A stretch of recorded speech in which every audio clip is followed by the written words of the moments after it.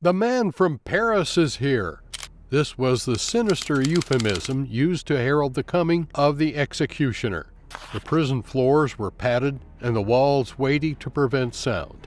Still, the aggressive thump of his feet could be heard as he came through the halls with dangling keys and a grim countenance. Hamida Danjoubi, the 27-year-old, was next on the chopping block. He will be forever known as the last person to die by this heinous machine, the guillotine. But more on Hamida later, and what this young man did to deserve such a bloody punishment. Welcome to Bizarre History. Today we take a look at the bloody history of the French guillotine and its final victim.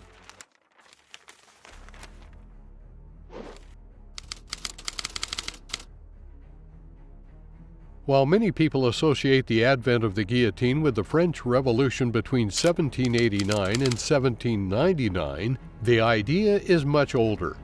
The first of its kind, the mania, was created in ancient Rome in the 12th century.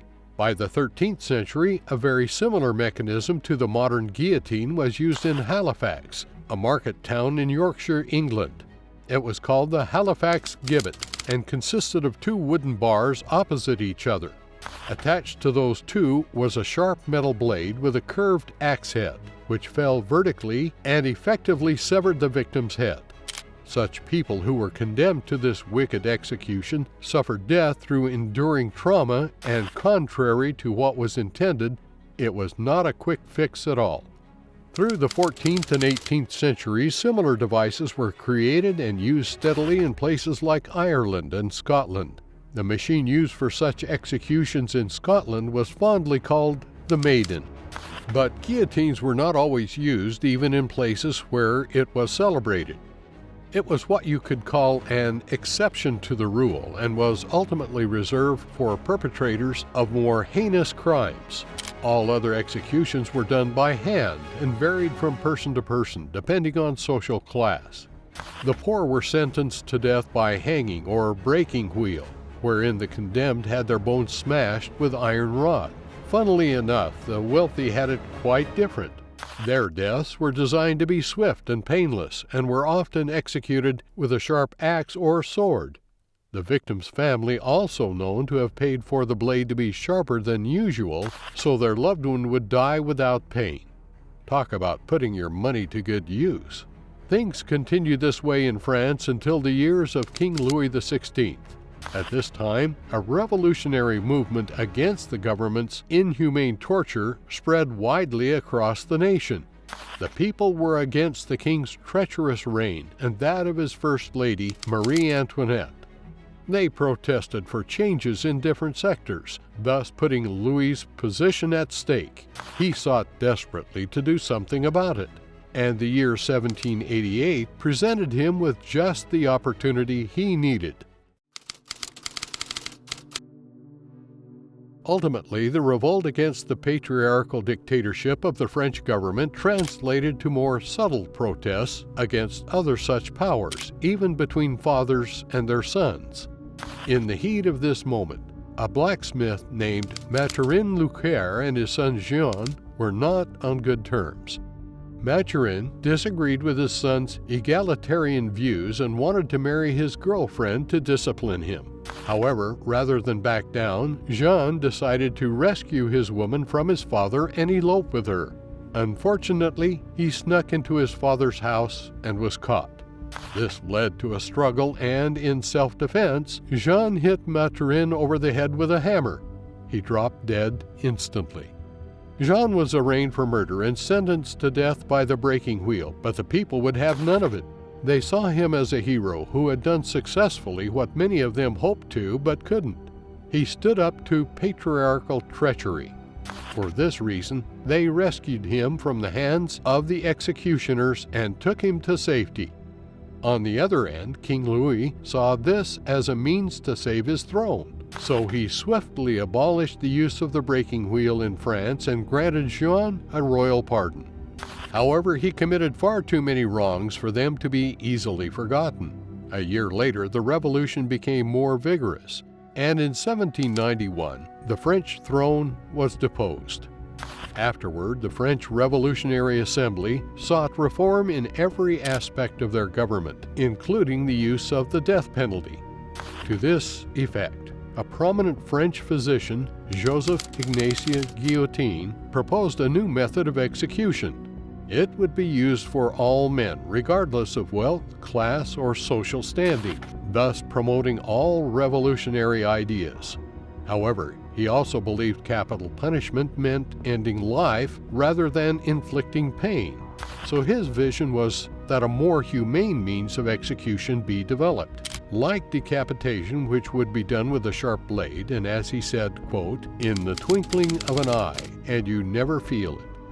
Although it took some time, Joseph's idea was soon considered when decapitation was adopted as the legal method for execution in France. A committee was formed to decide what the best approach would be. Soon a design for the death machine was developed by Dr. Antoine Louis, who was a physician to the king at the time. The resulting mechanism was later dubbed the guillotine, after Joseph Ignace Guillotin, even though he didn't design or build it. The guillotine looked much like the Halifax gibbet or the maiden, but with some upgrades. It now featured a tilting board to which the condemned would be tied and a wooden clamp to hold his neck in place. Unlike previous execution devices which had straight or curved blades, the machine also had an angled blade. It was designed to give a sharp, clean cut, making the process fast and painless. The angled blade was King Louis's idea, and ironically, he was one of the first to be executed with it, along with his queen, Marie Antoinette. As they say, he who kills with the sword will die by the sword. The guillotine saw its public debut in 1792 when the notorious criminal Jacques Peltier was executed. However, the people were somewhat disappointed because even though the machine worked as shown, its process lacked the drama and spectacle that the breaking wheel and hanging had. However, during the Reign of Terror that lasted for a year, between 1793 and 1794, more than 16,000 people suspected of nursing anti-revolutionary ideas were brutally beheaded, and I bet that was more than enough drama for them. The executioners, particularly Charles-Henri Sanson, who carried out many of the killings that year, were a big part of the show. Charles came from what you could call a dynasty of executioners. His father was one before him, and the trade was handed down to him by force. Even though these executioners carried out their duties legally and were recognized by state law, they still occupied controversial societal positions. As a result, many of their fellow citizens' rights were withheld from them, and they were despised and avoided. They were nothing more than glorified murderers, and it was believed that the devil himself touched whatever they came into contact with. Due to this superstition, executioners were made to live on the city's outskirts. Bakers made their bread separately, and schools refused to tutor their children. Even the church refused to marry them unless they married members of other executioner families. Ultimately, they were slaves to French law. And even though they were the most sought-after men in the city, they lived a life full of isolation, loneliness, and identity crisis. Charles, however, was an exception to this trend. He wasn't despised or shunned. Instead, he was respected and regarded as the people's avenger due to his crucial role in getting rid of the revolution's enemies. Due to his popularity, men began to dress like him, and the ladies wore guillotine-shaped brooches and earrings. After the Reign of Terror, the number of deaths by decapitation in France decreased drastically. Nevertheless, the guillotine would remain the standard method of execution for another 200 years. After that, it would be adopted by many other nations like Switzerland and Greece. The guillotine was used in places like Germany well into the Nazi era and was last used in 1966. However, in France, the last public execution was of the six-time murderer Jean Wiedemann in 1939.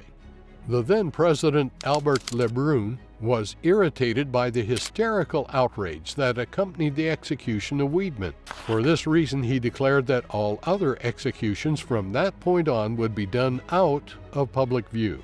They, instead, were done behind the prison, where only a handful of people were allowed to watch. The last 3 guillotine deaths occurred in the mid-1970s. It featured the beheading of kidnappers, murderers, rapists, and pedophiles who disturbingly targeted 8-year-old girls. But then came the case of Hamida Djandoubi.